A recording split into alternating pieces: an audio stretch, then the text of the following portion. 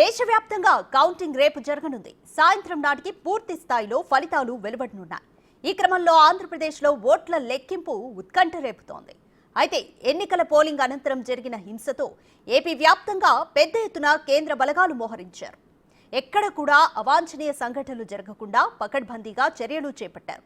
ప్రతి నియోజకవర్గంలో ప్రత్యేక స్ట్రైకింగ్ ఫోర్సులు ఏర్పాటు చేశారు. కౌంటింగ్ కేంద్రాల దగ్గర 144 సెక్షన్ పోలీస్ యాక్ట్ ను అమలు చేస్తున్నారు. అంతేకాకుండా సీఎం జగన్, చంద్రబాబు నివాసాలు, పార్టీల ఆఫీసుల వద్ద భద్రత పెంచారు.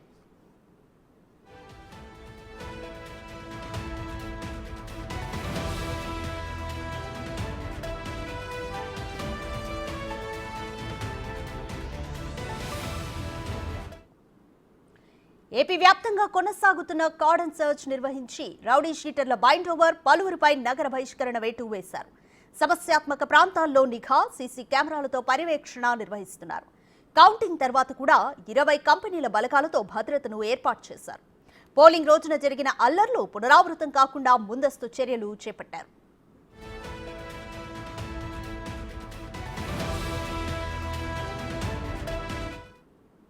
ఏపీలో కౌంటింగ్ కు దాదాపు 90,000 మందిని మోహరించింది ఈసీ.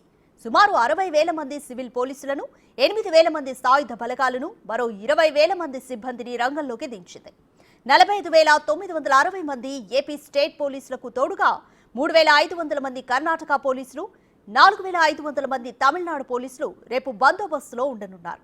అలాగే 1,622 మంది హోంగార్డులు, 3,366 మంది ఇతర పోలీస్ సిబ్బంది కౌంటింగ్ సెక్యూరిటీ విధుల్లో ఉంటారు. వీళ్లకు తోడుగా మరో 18,609 మందిని మోహరించింది ఈసీ. ఇందులో 3,010 మంది ఎన్సీసీ, 13,739 మంది ఎన్ఎస్ఎస్ సిబ్బంది, 1,614 మంది ఎక్స్ సర్వీస్ మెన్, 246 మంది రిటైర్డ్ పోలీస్ సిబ్బంది విధుల్లో ఉంటారు.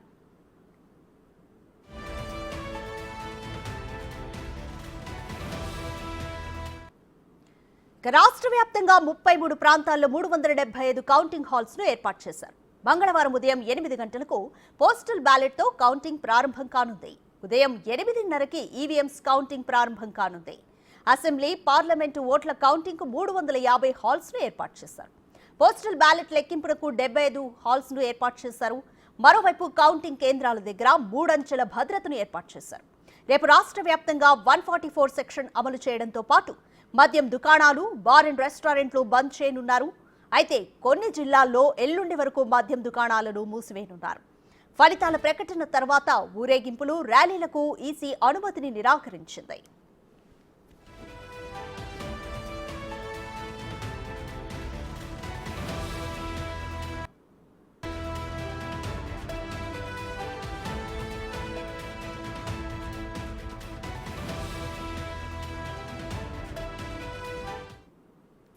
ఏపీలో ఇప్పటి వరకు ఎప్పుడూ లేనంత అధిక స్థాయిలో పోలింగ్ జరిగిందని ముఖేష్ కుమార్ మీనా గుర్తు చేశారు.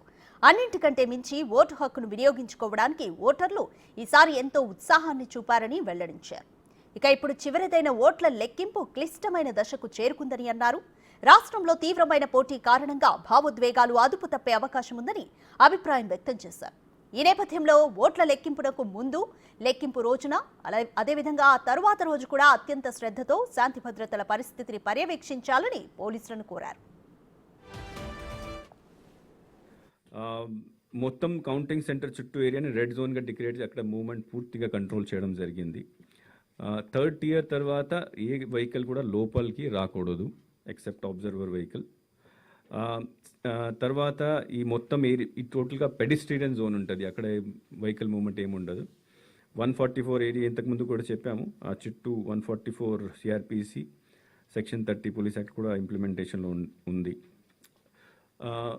కౌంటింగ్ సెంటర్ లోపల, బయట అన్ని చోట్ల, తర్వాత సిటీలో లేకపోతే టౌన్లో, విలేజెస్లో కూడా మెయిన్ ప్లేసెస్లో సీసీటీవీ కెమెరా ఏర్పాటు చేయడం జరిగింది. మనకు ఇప్పుడు ఒక one main issue which is అంటే how to control the law and order situation.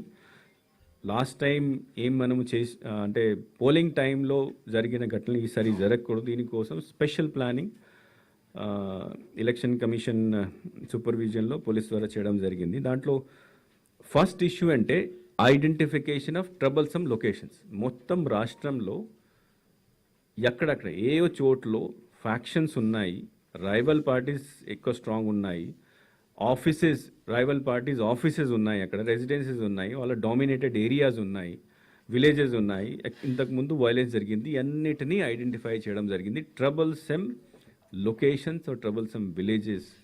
So మొత్తం రాష్ట్రంలో 1985 such locations have been identified. మొత్తం కౌంటింగ్ సెంటర్ 111 అసెంబ్లీ నియోజకవర్గాల్లో 20 రౌండ్లు ఉంటాయని, 5 గంటల్లో ఫలితం వెలువడుతుందని సీఈఓ ముఖేష్ కుమార్ మీనా తెలిపారు.